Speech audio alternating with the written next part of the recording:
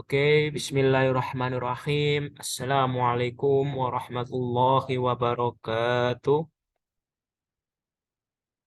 Saya di sini mahasiswa Win Maulana Malik Ibrahim Malang, program studi Hukum Keluarga Islam, mahasiswa ICP HKI 20, mata kuliah Peradilan Tata Usaha Negara PTUN yang akan menjelaskan tentang pembuktian dan alat bukti di PTUN. Itu apa saja? Oke. Yang pertama, pembuktian dan alat bukti. Ya. Kita harus mengetahui apa itu makna dari pembuktian itu. Ya, tata cara pembuktian merupakan tata cara yang mengatur untuk membuktikan suatu fakta yang menjadi dasar pertimbangan hakim dalam menjatuhkan putusan. Jadi di sini kita membuktikan suatu fakta yang menjadi dasar pertimbangan hukum dalam menjatuhkan putusan. Sebelum putusan itu berkuat dan itu tetap, kita bisa menunjukkan bukti-bukti yang akan menjadikan putusan itu lebih kuat lagi ataupun menolak putusan itu. Yang kedua, di dalam pembuktian itu ada bagian ya, yaitu yang pertama ada fakta hukum, yang dimana apa sih yang dimaksud dengan fakta hukum itu yaitu kejadian yang keberadaannya tergantung dari penerapan dari suatu perundang-undangan. Kemudian juga ada fakta biasa, yaitu keadaan yang turut menentukan tentang kejadian tertentu. Nah, kita masuk ke dalam landasan hukum pembuktian. Di dalam landasan hukum pembuktian PT UN diatur dalam pasal 100 sampai 107 Undang-Undang Peradilan Tata Usaha Negara.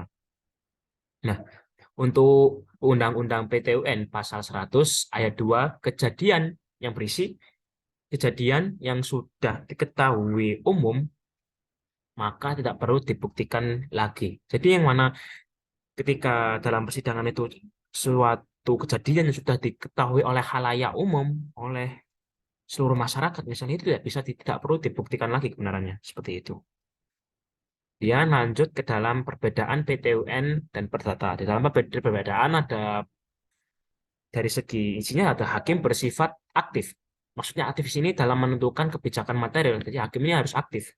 Berbeda dengan perdata, yaitu hakim bersifat pasif karena kebenaran ditentukan oleh mereka yang karya itu penggugat atau tergugat. Seperti itu. Kemudian gugatan pun mengenal tidak menunda pelaksanaan KTUN. Sedangkan gugatan perdata, objek sengketa menunggu putusan hakim yang berperkara, yang harus berkekuatan hukum tetap. Nah, pembuktian di dalam tata usaha negara, pembuktian di pengadilan tata usaha negara mengacu pada aturan yang tercantum dalam Undang-Undang Nomor 5 tahun 1996 tentang Peradilan Tata Usaha Negara. Aturan ini menetapkan bahwa beban pembuktian yang ada pihak yang mengajukan gugatan. Proses pembuktian biasanya dilakukan melalui pemeriksaan saksi, dokumen, dan barang bukti. Namun dalam perkara kasus pengadilan juga dapat meminta bantuan ahli untuk membantu dalam proses pembuktian. Nah, di dalam alat bukti adalah segala sesuatu yang dapat digunakan untuk membuktikan kebenaran klaim yang diajukan. Contoh alat bukti yang dapat digunakan itu dengan tata usaha negara, antara lain ya surat dokumen, keterangan saksi, dan barang bukti selain itu. Kemudian, dalam pengadilan juga dapat menerima bukti-bukti elektronik seperti email atau pesan teks sebagai alat bukti, asalkan bukti tersebut memenuhi syarat bukti dari alat elektronik.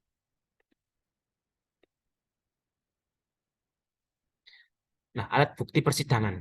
Di alat bukti persidangan ini ada berbagai macam alat bukti. Yang pertama surat atau tulisan. Yang dalam surat atau tulisan ini ada akta otentik dan surat-surat lain yang bukan akta yang akan dijadikan bukti dalam proses pemeriksaan. Kemudian ada selain surat atau tulisan ada keterangan ahli, keterangan saksi, pengakuan dari para pihak atau pengetahuan hakim.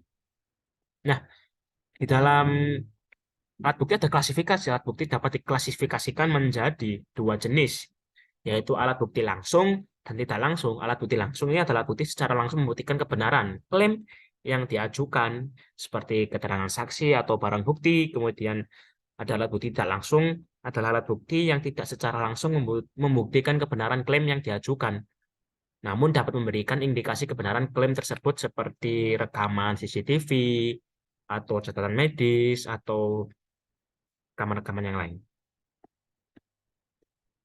Mungkin cukup sekian yang dapat saya sampaikan, kurang lebihnya mohon maaf. Assalamualaikum warahmatullahi wabarakatuh.